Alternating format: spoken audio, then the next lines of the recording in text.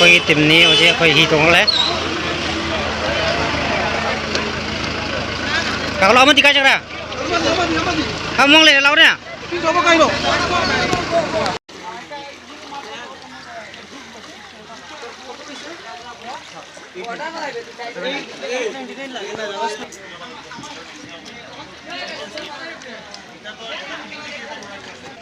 si aswai tadi tunggu pada kau tunggu pose atau si mayam si mai magi cana di si bol jur ta apa kita mau tahu jadi film si hi si lupa semua ni hari si atau bol jur ke kerai mafam bawa bidori bahaya bidori kangri siljar manung si uji mafam pun makta apa lagi gali masa lambi manunggi lambi dari mayam atau ising atani ambo cepat ya deh jadi kuang jauba jauh nari mafam dah higi pambaina higi mati yang lorong kami am sisa nari ekor tim mama so ekor ujik cali bese ujik cakken ujik thore ise pung ke sang dori ba ujik khangdri lambi se khangda bani na si ka akoi gimba siljar gi ma lambi sorok ne sorok se kam lapa hai bedo amtang jengge kilometer kaya no sing thumi chena si loraga amkung bol ju tarak pagi lambi do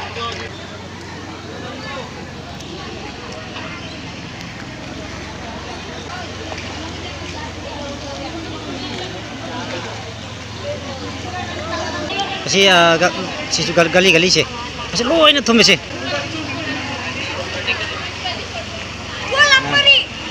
masih singkap apa kacale kayak kari itu ini mungkin aku itu agak jauh amra itu juri celo itu agak jauh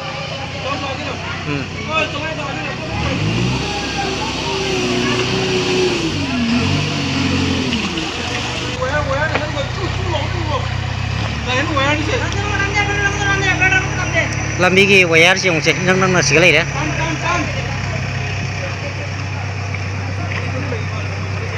asih jumum besi mata temu sih mata teloi le nare missing sih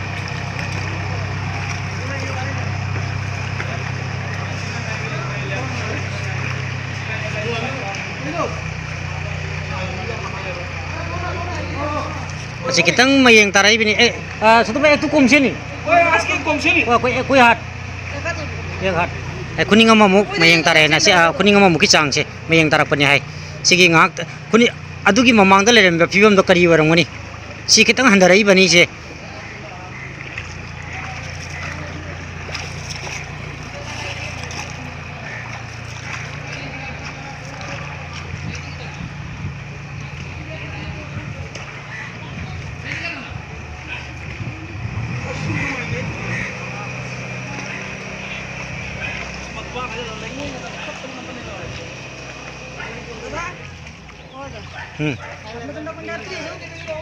oh Lokipur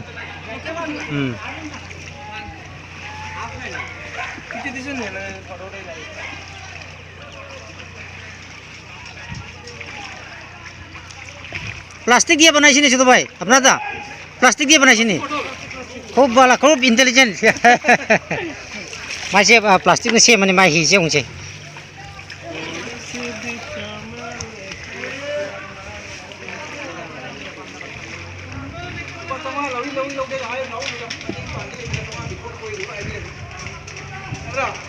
kayu kaya dia apa? Ini berat domin dah laku macam dah. Mui lising lewi hari tadi, lising piwai na hari tadi. Si tahu isong jumsil, oh ini mui cuma mata telur ini lain hari. Si sangi berpium sih sih.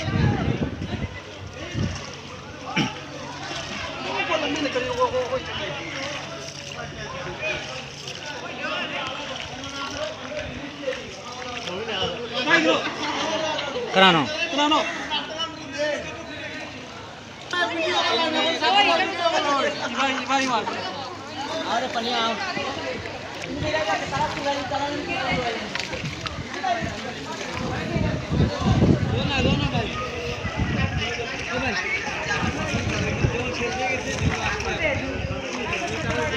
Singatan di dukaan manung sih.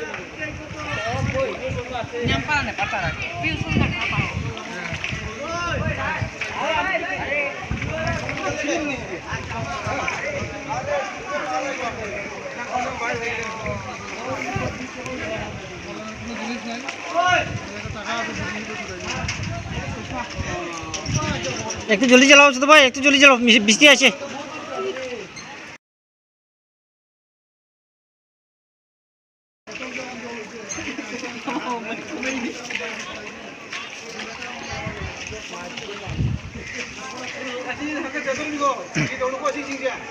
Mua xe hả cái chào có khăn được ra này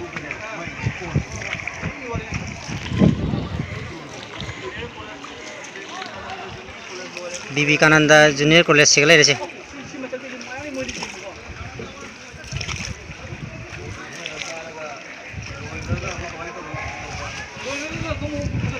ma'am से माई building जेंगनरगा दुम लेनरे अखोई कैथेन की type अंगप कुमई दुनी तौरीसे भरा लेना कांबुसिंग माले नोंसु जाम कन्ना चुथरपै मोंग माले हुजी camera कापा जारोइदोरी गाड़ी सिंजे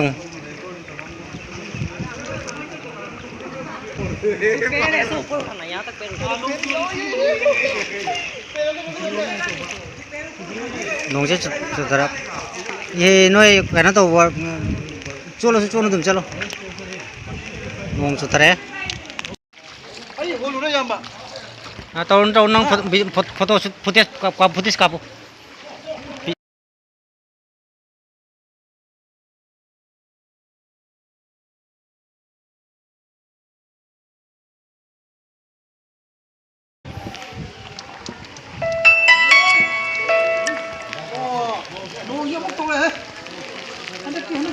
nong je as to pinda tawri la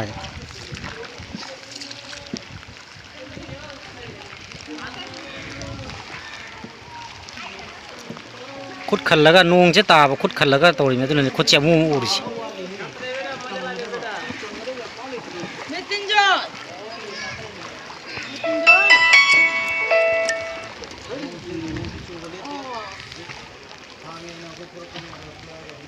दुम तो सिगी नोंग से अमु हांग अमु चु दुम तो मिसी खुद से दुम जारी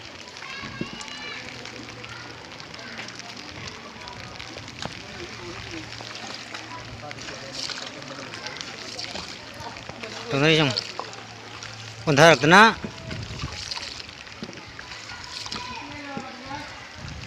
ही ngata ni खुद से मुंह खल्ले से कोई नोंग से ताबा तो नहीं मोबाइल से कैमरा से शॉट करता उधर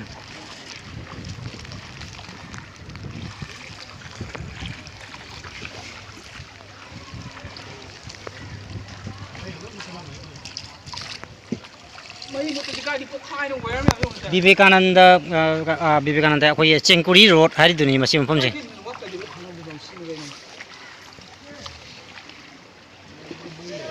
हौबदे लोबो कापुने वीडियो तो नंग सी फुटेज नंग फंगदोरिबो हलबदे इसिंग हंदरामदी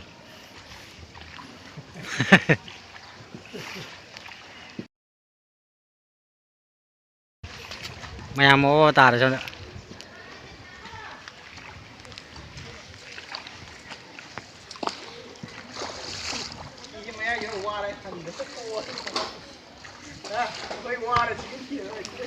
सी खुनिंग अमा हंदरे इमिसे करी फिबम नो रमदोरिसे अदु रिलीफ कैम दा मी पुरमोसे अयाम लोय लेनारे ही नतना कोई करीम बौ लंबी लेते मैम से ही द चनरी जंग ही नतना करीम सिगा लंबी लेते गाड़ी नुली लोयना करीम सिगा करीम लेते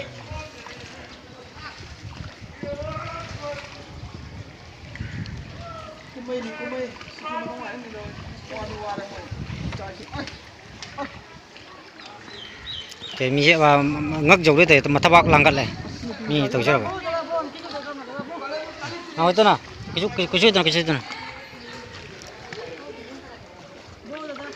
na cái itu na tahu cuma itu mau cari cuma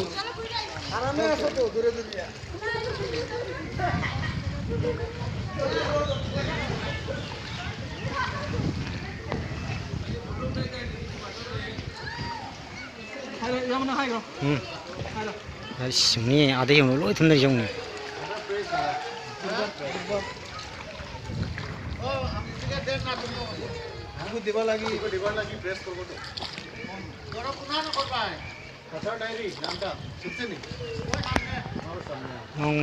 Kasar dari sambil level.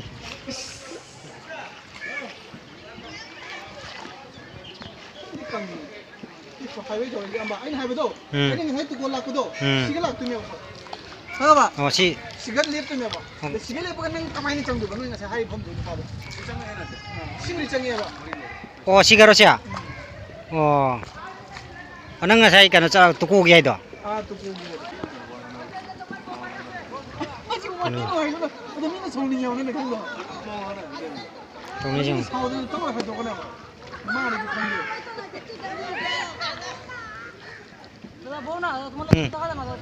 능 우드래 능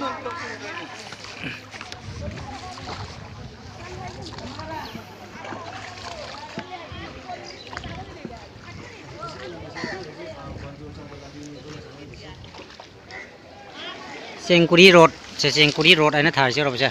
Asnen hawe Cariali.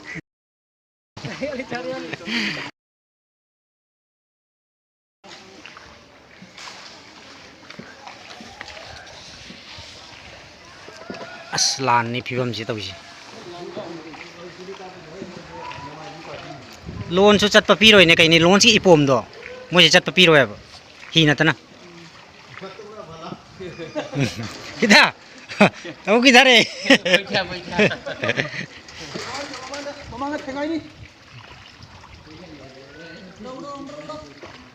Mai.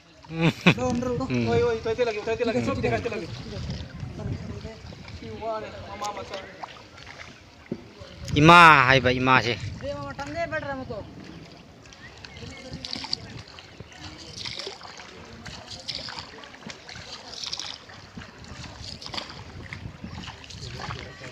Ada hau budel lo soto raje.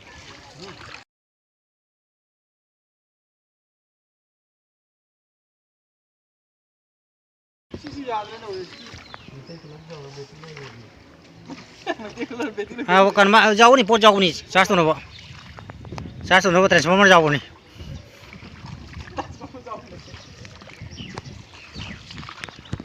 Is kali gumba koi tsunami ki type ta jum mathak pau boda thuma da bu kari no tok dori batai bung panch.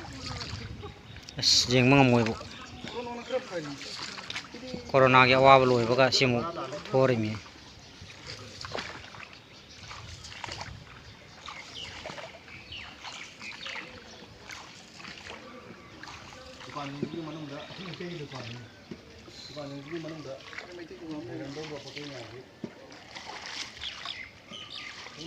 Asih clip sila hau dre ni. Ai lau dre. Romola Manipuri Handloom.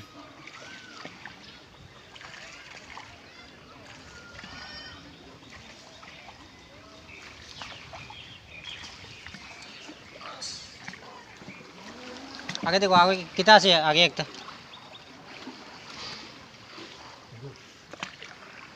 अपना सब था कि बला दरा idea idea अपना idea भला से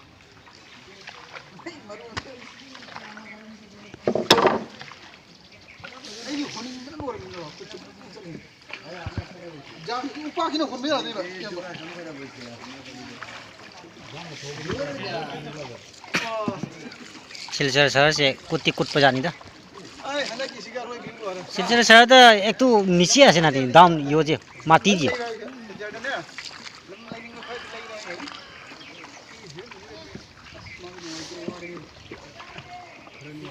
इरु थोक थोक तो ना लेने कंटा उधर सिंचे दुकान से उन्हें सिलो चंगी से उन्हें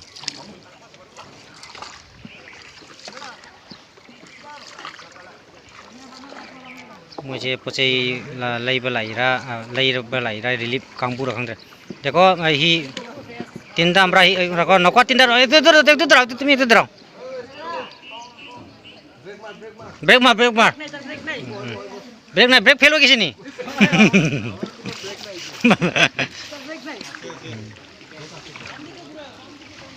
ही ये मुझे ही ngata ni he dan ngata ni upai kai mde ba se to ni jang mana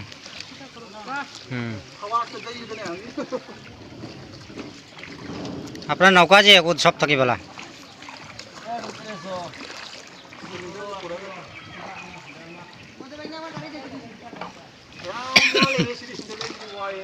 गाड़ी सुकुम गाड़ी क्या क्या ना लुप्त ना ले होरी से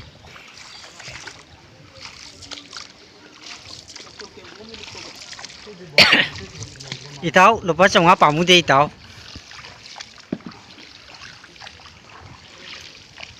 Itaw huram ba lupa sa mga pamuti.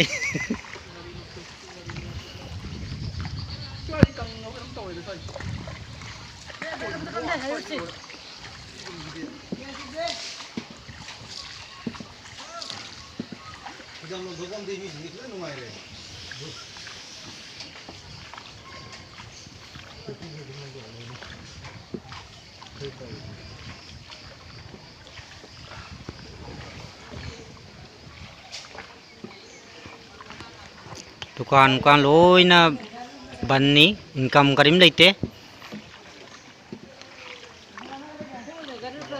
Sekarang di canggih nak mesti singgih. Turin dulu je Singa saya. bike service in ke singa. Drain lagi tahu dia. Drain dah yang ini ni. Ai di turil pathum dormida.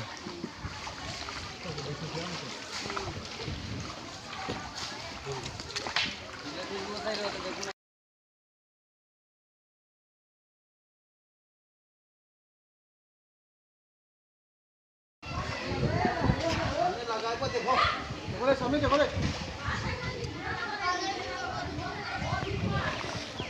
Dapat sab faida jibo.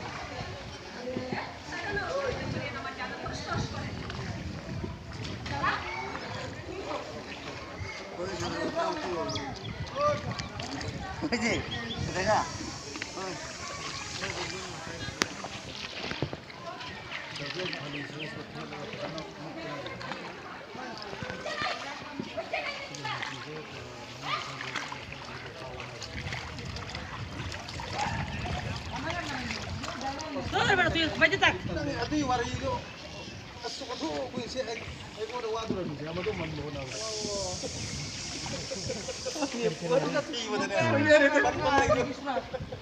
Ayo nuka yuk.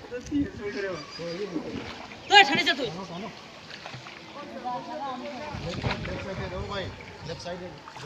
Where lagi tu? Where? Nuka ya. Kami dulu bayar nian mana? Itu rasta ta boro saro. Oh, mana tu kaji? Mai jumpa itu ni. Itu अपना साथ जाओ. By दिके जाओ अपना. Right. Udah सब semua right. हाँ सब तो राइट ना हमरा इदिके जाते लगे तारा इदिके जाते लगे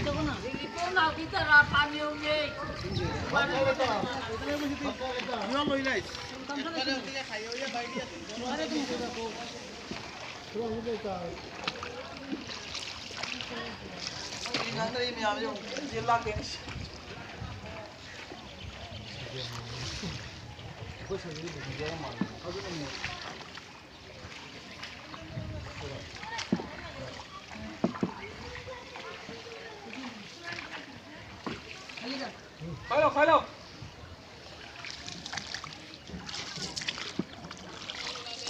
Ya pak, saya komen ni.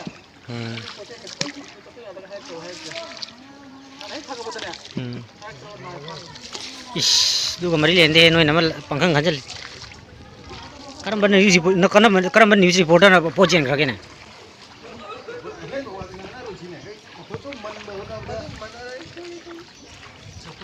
आइना हारिसे आइसु कापी नि हजि लयने जाय ना हापिन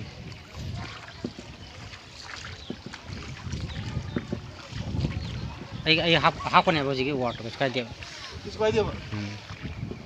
ते करम बन न्यूज़ रिपोर्टर न पोजेन खगे सिन एगोन से कमेंट तरको जाओ यार मधुगने ने खुंगे वॉल की करम रिपोर्टर न पोजेन खगे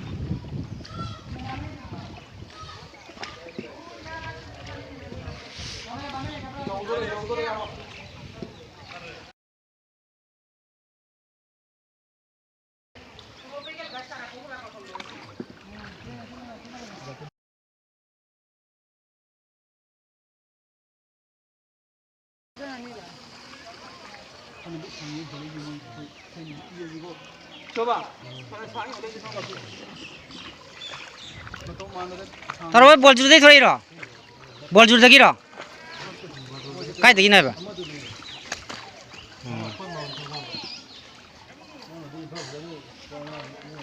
खंग तौसले मिने ꯍꯪꯉꯤꯕ ꯋꯥꯍꯪꯗꯣ ꯃꯔꯨꯞ ꯀꯩꯅꯣ ꯋꯥꯍꯪ ꯑꯃ ꯊꯝꯃꯝꯃꯤꯅꯨ ꯑꯩꯅ ꯍꯪꯉꯤ ꯋꯥꯍꯪꯗꯨꯅ ꯃꯤꯌꯥꯝꯗ ꯋꯥꯍꯪ ꯑꯃ ꯊꯝꯃꯝꯃꯤ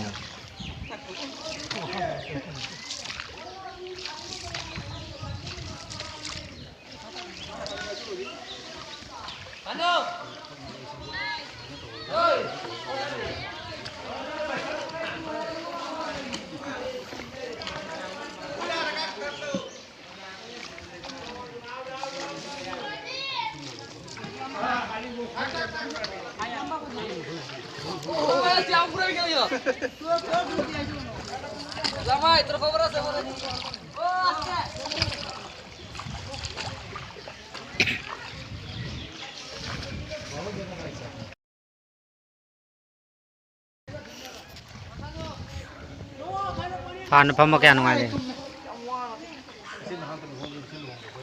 ꯀꯌꯥ ꯅꯨꯡꯉꯥꯏꯔꯦ ꯁꯤ ꯅꯥ ꯂꯨꯍꯣꯡꯒ꯭ꯔꯤ ꯃꯦꯔꯣ ꯁꯤꯒ ꯑꯩꯌꯥ ꯃꯣꯏꯁꯦ ꯑꯍꯥꯟꯕꯗ ꯖꯣꯔꯣ ꯖꯣꯔꯣ ꯆꯦꯟꯁꯤꯜꯂꯛꯑꯝꯒꯅꯤ ꯅꯠꯇ꯭ꯔꯥ ꯑꯩ ꯋꯥꯈꯜꯗ ꯃꯁꯤꯁꯦ ꯑꯍꯤꯡꯗ ꯊꯨꯡꯂꯛꯄ ꯃꯥꯜꯂꯦ ꯂꯨꯍꯣꯡ ꯂꯣꯏꯔꯒ ꯄꯦꯟꯗꯜ ꯁꯤꯕ ꯅꯪꯗ꯭ꯔꯕꯅꯤ ꯑꯗꯨꯝ ꯆꯦꯟꯁꯤꯜꯂꯛꯑꯕ ꯑꯣ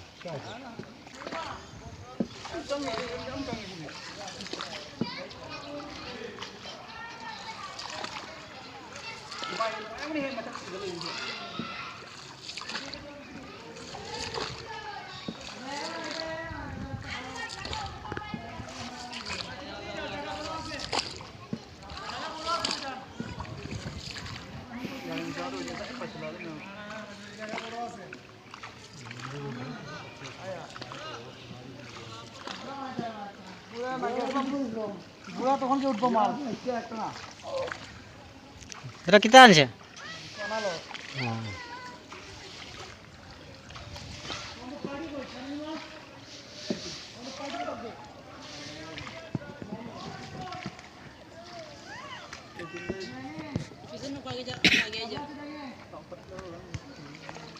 helmet nó cái nó tàu đây mà mòn được helmet nó tàu đây là chứ nó gì helmet không helmet मान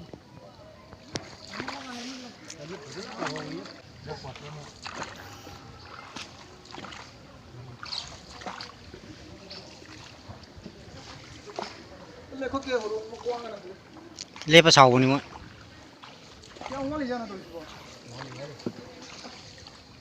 sang ngoài làm gì như thế lối thầm miệng nghe mà thắc tao mới chơi lối này đi trong chứ chi cần nó chi lối thầm là mà thắc tao lối này nó phải lấy tới tổng nó đi trong gì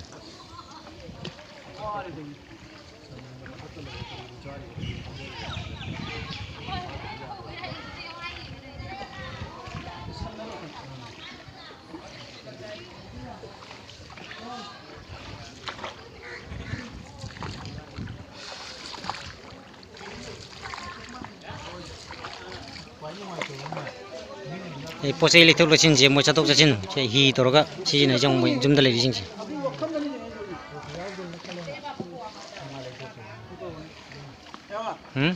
चुमने बा कोइ जंगै छे coat वखत वखत जंगै coat पुरे ले हा केम खालुन नै नौरिन तौरिम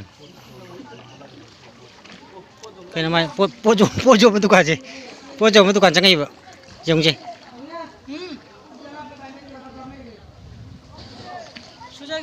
कोई बुंगा मत जे माइ पोचे थमा थमा कने जोन बदुम चंग पने माइ शास्ता है ये दादा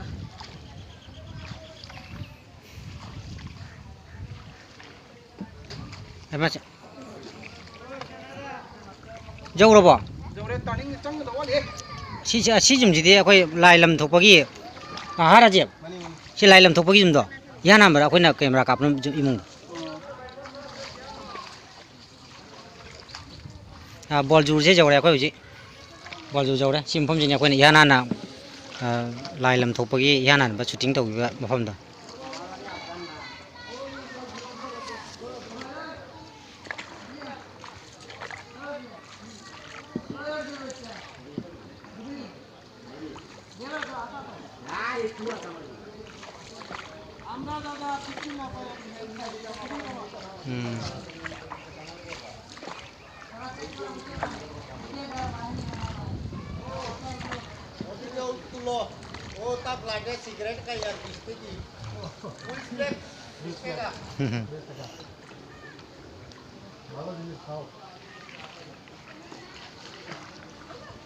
Mai gì chứ ông này cái style này chứ bộ.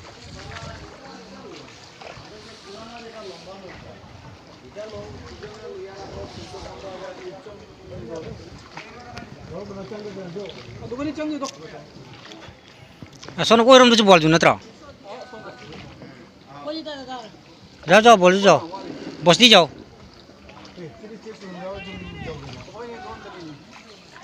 Like को already से.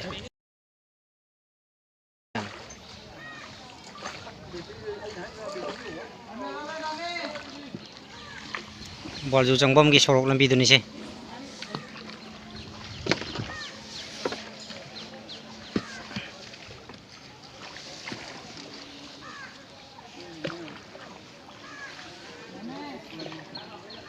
Zoom jadi muhar na kari hai na suka na dre zoom loin thom mai jin Kita lagi tuh. aku lagi aise Direct. aku lagi aise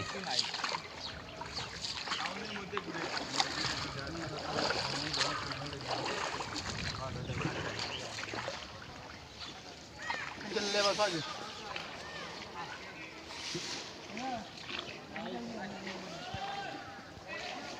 pukri hoy mane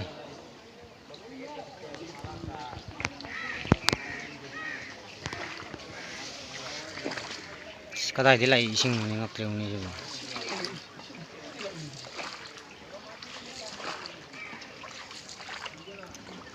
तो भाई अपना 500 टका आवाज आवानी खाली एक बार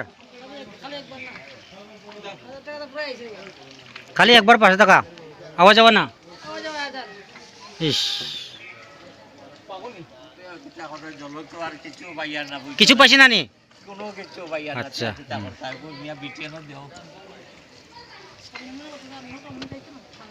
Mana wah mah hingga lagi punya tahu dah. Yang ia menang wah ketemu suai kau. Apa ni lainnya hangus kan dah ini wah sambil anggo. nate one way tani henga sai mi haram bidul ai na khang khang hangjal ni one way dil ba changwan ni sai haram mi jodra ai ga duna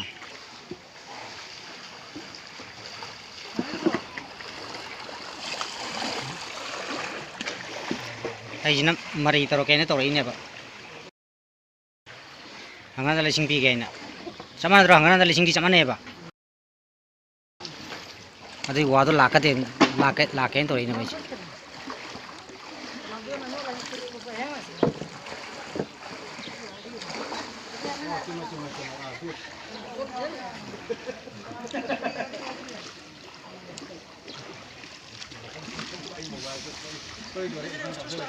Rajin live jadri ba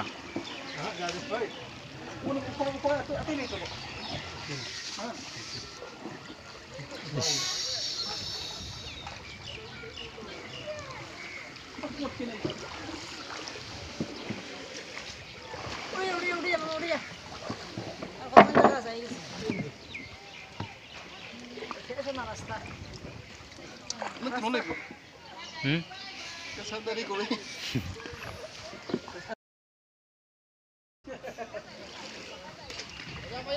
oh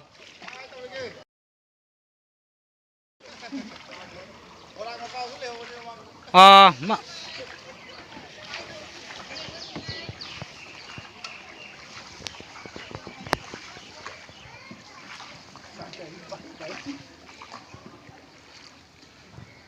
ai jam forum jani da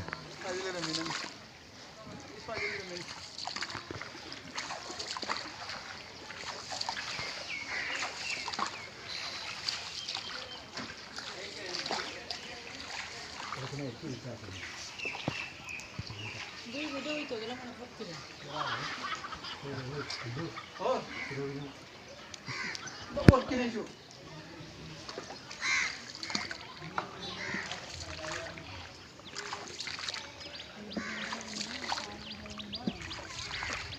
gari manung da lai re no mo ja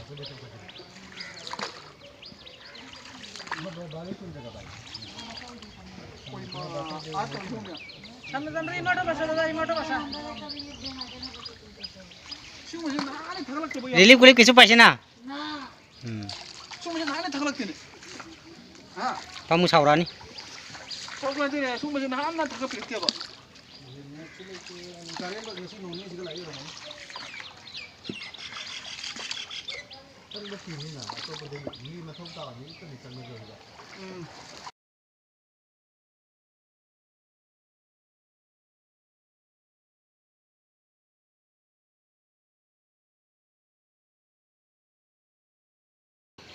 দেখো না দাদা হুম আর যাইতো না ओ साडी जाऊ माने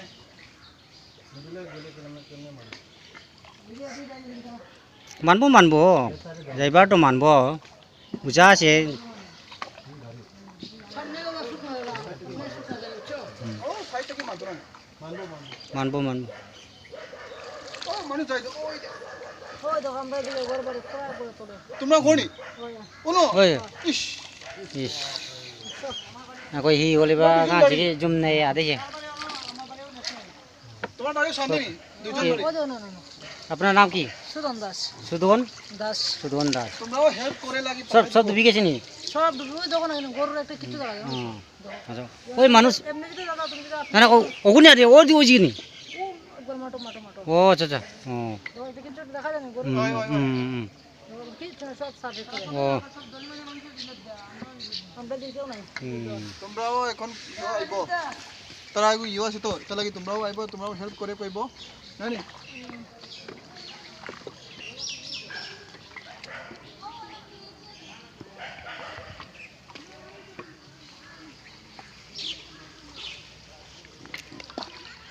सिलचर का ball जुड़ गए सब माना जान में कोई लेवल से सिंगल लेवल से मुझे लोगों ने सब माना ती सुरक तनी को होई तलिजा का का का लो हम सुन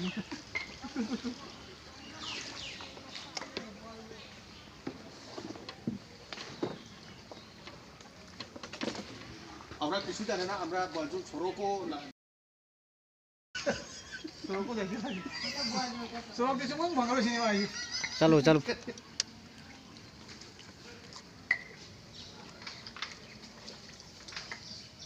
গরু কি খাওয়াই দাদা খের খের খের এখন তো খের শেষ হয়েছে নি খাওয়াই খাওয়ায়া सर वो पिज्जा सिबोक तले ले चला ट्रेन तो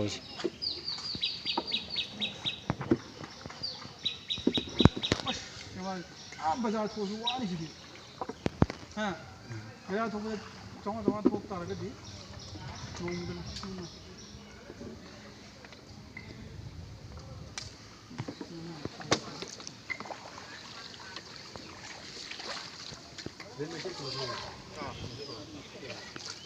mấy lo cặp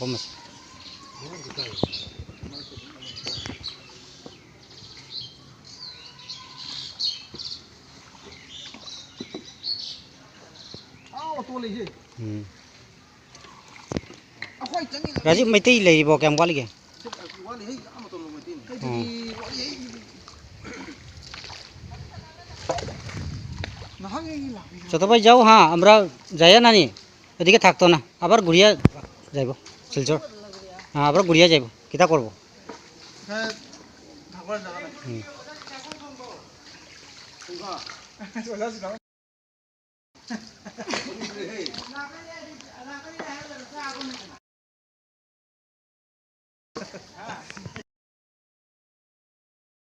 বেরা করে বা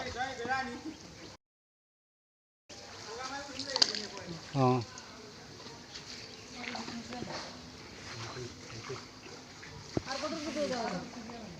তবে একদম না না না যাও যাও জলদি যাও জলদি যাও জলদি যাও হ্যাঁ যাও একদম ওই মণিপুরি আমরা আবার ফ্রিয়া আবার আপনার যাও ফট করি একদম 4 নম্বর গিয়ার 4 নম্বর গিয়া দিও 4 নম্বর গিয়ার দাদা শরীর এনার্জি নাই দাদা আমি দেও না আমি দেও না হে পারে এই আগে কইছে না কেতে লাগে তুমি হেরান হইছে তো আও আও তোরা হেল্প করব হ্যাঁ তোমার হ্যাঁ তুমি হেরান হইছে তো কারণে দাদা তারা আরে তো কিতাব পারে হে নাও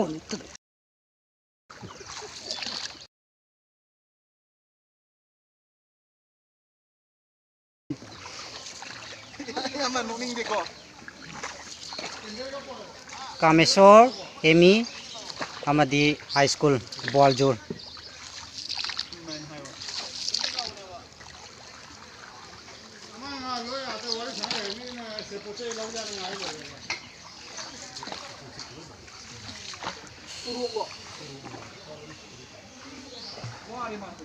emang urok lang da thu do sajara san ma parite ma khangi lang kairi mi da mapu gi urok urang ni khawai da uri kitar gabi mut chang ne kam ne khangra ma je nga thu re ji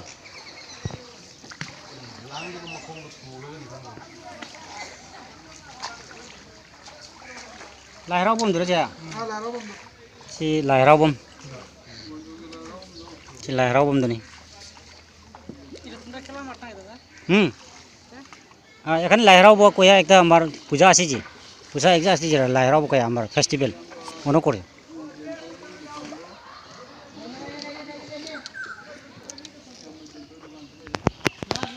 কে জয়ন্ত ছেলে bra ও ও হই না C Jayanta কি তেমনি দোকান হি জানো বচালি মানে যা ला ही जे लई रो हन में लई रो ही जा ओ वो का रिलीफ की लई रो को जा रिलीफ की लई रो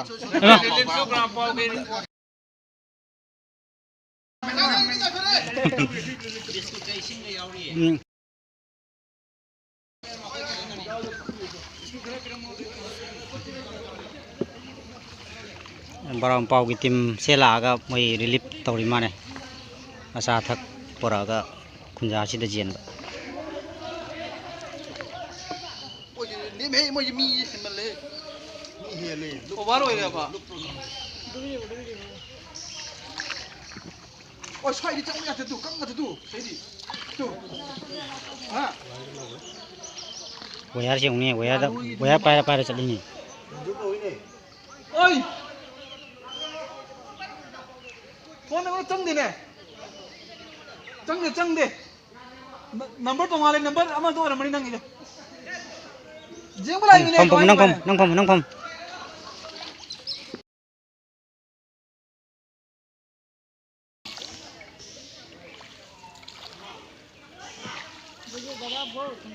nang kami ke itu na pare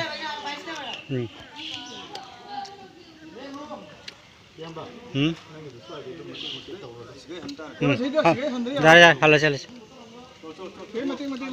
Taro chak thong bari kamai toge mathak dum thong aba chak si mathak thoge makha che doina amo hi pa jatre bandra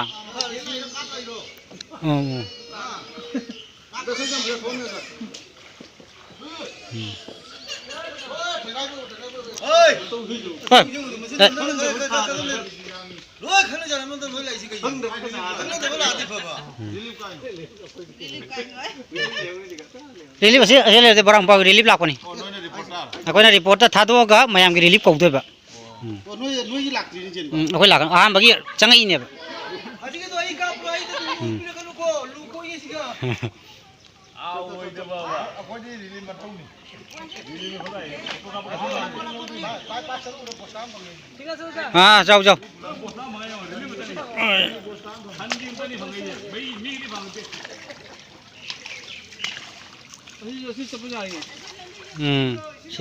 si chat pari ja me moi chala roi chen hai sini sangu ji ro ओए उधर पे जाएगा भैया lupa cham hin pi se ba हां उधर पे जा सकता है পিছনে থাকি করলে ভালো হবে khara khara help to no Oi, mau sudah dis na. makara dum makara hi je koi napi me am ni chat pa yad re ba ate hal laga so ni chala sira ba Rakit to, rakit to. Lami je, nije lami je. napi ji ni chat pa yad re moi so saw re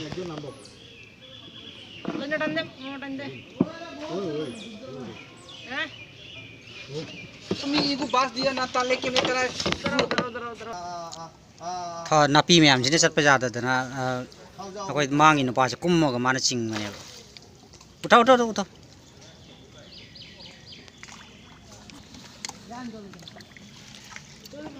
এখানে I গেলে তোমরা কষ্ট নাই তো কষ্ট না ওইদিকে বাস তো বাস ও বাপ এই বাপ এই পাও দিয়া তোমরা আগে দিয়া বাপ আরে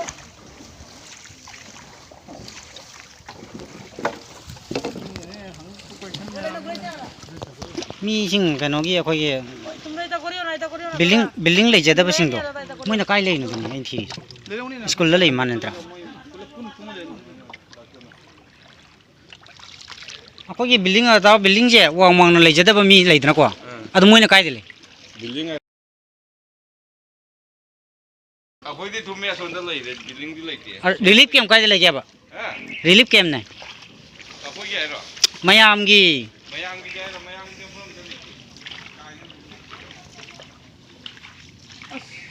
프롬 바봉 힘든 말을 오지 혹시 지금 좀 해야 하면 가공 루저람이라 숨 થોડે કંગનું કીધું 아이 정우 오 시리가마 음 루크해 음?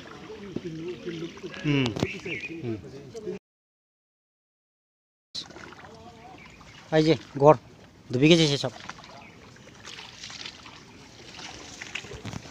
그래 돼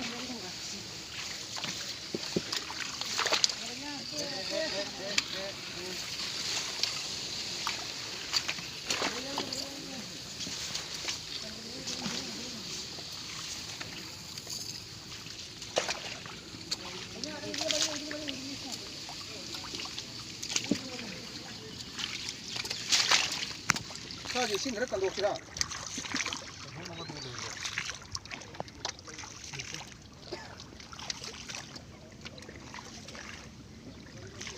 이렇게 바로 마네로